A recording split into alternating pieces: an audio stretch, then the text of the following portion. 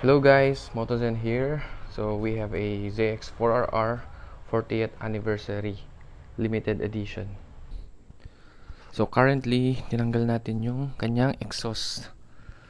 So ibabalik ko siya kasi maraming nagre-request ng bomba. And hindi ko mag-grant yung gusto nila dahil nagbe-break in pa lang ako. Ayoko naman siyang sagadin muna. 4 trips na kasi tong bike na to kaya gusto ko siyang alagaan.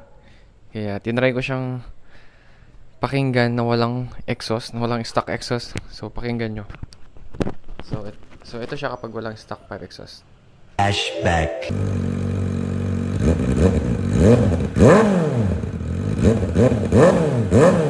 24 hours later.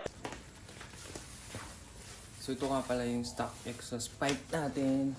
Ibabalik natin siya kasi para iwas pabomba muna kasi break-in period pala ako. At saka para hindi maganda kasi tunog ng walang pipe. Yung pipe ko kasi na aftermarket is on the way pa lang. In-order ko siya from online. Babalik ko muna habang wala pa yung pipe natin. So samahan nyo. Tara!